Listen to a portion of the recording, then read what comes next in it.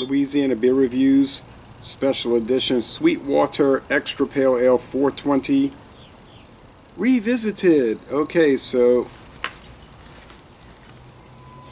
this was introduced years ago, and I remember, don't know exactly what year it was introduced, in the 90s, early 2000s. Independent craft brewery, Sweetwater of Georgia. You can count on this go-to OG Pale Ale, original goodness Pale Ale, being fresh, flavorful, and well-balanced every time. If you know, you know. Independently brewed since 1997, or since 97. Got a good date, guys. 5.7% alcohol. Bitterness units are 39. They use two-row Munich, two-row malt, and Munich barley malt. And here comes the sun. It was very cloudy. Wheat and midnight wheat. The hops are Cascade and Centennial, and also dry hop with Centennial. Gets an 83 on Beer Advocate. Now, the last beer I did was that barley wine from Dick's Brewing Company in Washington State, and I was saying that Rate Beer didn't like it. Actually, Rate Beer had given it a good score. I was mixing it up with another. They didn't like it in the style. That's what got me thrown off. But Beer Advocate and Rate Beer did like that. But back to this. Gets a good score. Beer Advocate says good, 83 out of 100. Now, on this one, I have it written down. I'm not going to forget. It's a 52 out of 100 on Rate Beer and a 57 in the style. So they're saying, no, it's bad overall and it's bad in the style. It's just a bad beer. And a 72 on Untapped. You know, Total Wine and More has some check-ins. Not 100 even, but they're giving it a 96 out of 100. That's just consumers usually just writing whatever they experience from their purchase, not really beer fans so much on that website, which you might get pretty good less biased scores, because they just say, let's go to Total Wine and More and buy some beer. Oh, this looks like a good one. Oh yeah, that's a really good beer there, boy. I'll buy some more of that stuff. It's good, just like Budweiser. Oh yeah. You know, so you get that attitude, which I'm not making fun of it. It's just like they're not like, I mean, they probably have some because I write on there too, but it's like, they're not hobbyists, you know. Ooh, I know I'll hate this thing. You know, that kind of thing. All right.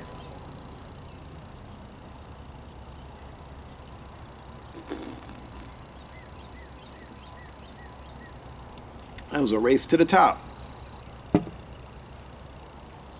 I almost didn't get to sip it before it overflowed. So it's got a lot of energy. It says on the bottle it's bottle conditioned. This is also sold in cans. Don't know if it's can conditioned. It's a thick white head. It's been years since I reviewed it. It's orange, gold. There goes the sun behind the clouds again. Pale ales, they're okay. The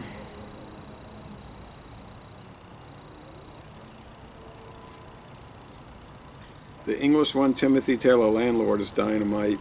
Sierra Nevada Pale Ale, I used to really love it. Now it's kind of got, to me it seems dull. Has my palate changed? Maybe. Okay, spongy. Let's go with the aroma again. Yeah, it's like white bread crust, typical thing. Let's go with the taste.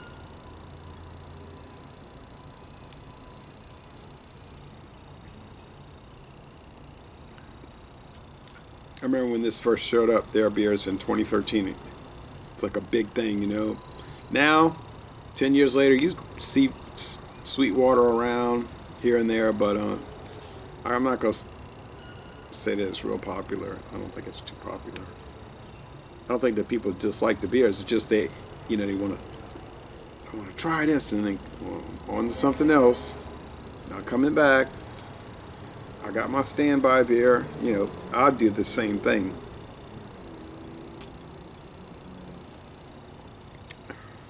You know, my standby beer would be some inexpensive, mass-produced macro lager, light or ice. There's nice bitterness here. I mean, this thing's got more bitterness than some of these alleged IPAs that they put on the market. With somebody was posting about one that had 10 IBUs. I'm like, oh really? India Pale Ale, eh? 39, but it's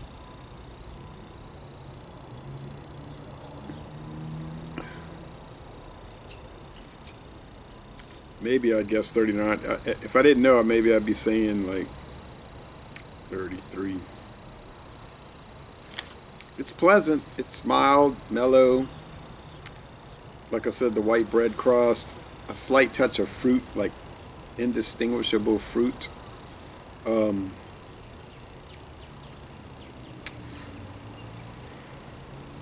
Little bit of piney hop resin, little bit.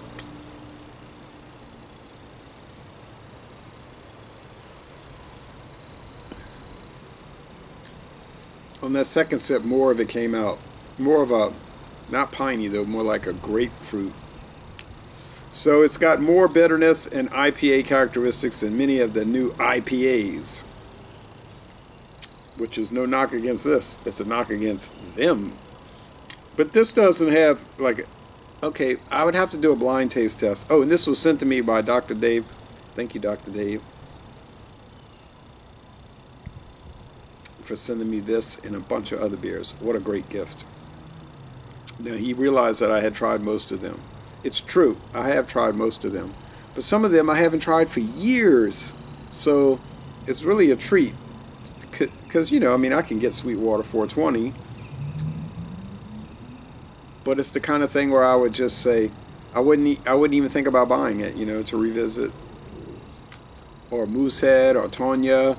Those are the kind of things I might buy or get to use in a taste challenge with my friend David. Like, try this. Do you know what this is? You know, see if you could guess.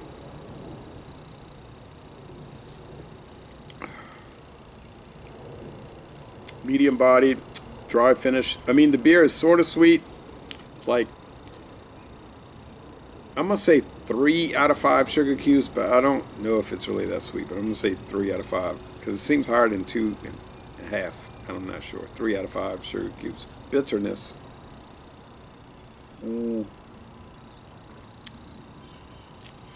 If your life is based, I mean your beer drinking life. I don't mean your regular life, but you know what I'm saying. Your beer drinking life is based around Bud Light, Miller Lite, and Michelob Ultra. You're gonna think, oh, this is so bitter, because you're not acclimated to it, so it's gonna seem so bitter. But when you're drinking these things for 17, not 17 years, 27 years, like me, then it's like it doesn't taste bitter, you know, too bitter. Because I started drinking craft beer in 1996. That's when I started drinking beer. I started doing my beer drinking project, February 96. I would just try anything, you know, like they weren't that expensive back then, so if it was a macro beer, Old Milwaukee, or a craft beer, Rick and Jack's, Scotch Ale, it wouldn't matter. I would just buy it. I mean, I knew about macro, micro, you know, craft beer, major beer. I mean, I knew about it. I just didn't care about it. Not so much. I just wanted to try things, you know. I was really against light beer back then because I thought, why you want to drink all that thin out beer? I'm not militant like that anymore. Well, not for that. Anyway, it's a pleasant beer. I think it would rival. I do think it would rival Sierra Nevada Pale Ale. I do believe that. Yard's Pale Ale, Sierra Nevada, because that was sent to me. Thanks, Wayne, and thanks, Mr. Whalen. And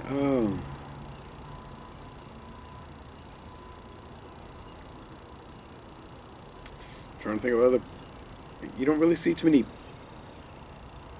They had the Goose Island Honkers. That was an English style pale ale, but I never see. I haven't seen that in so long. It's not even funny. Yeah, so pale ales are kind of like not too popular.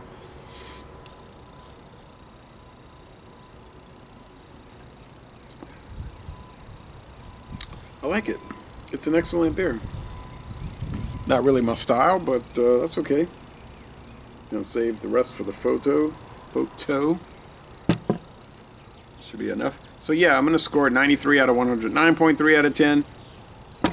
Not exciting me like craziness, but I didn't expect it to, but shoot. 93 out of 100. Most excellent. Can't complain. Can't complain. So thanks again, Dr. Dave. Got to do a revisit. It was interesting. Talking about all the ingredients and everything and other beers and comparisons and whatnot. And so, laissez les bon temps relais. I'm going to end this review by saying,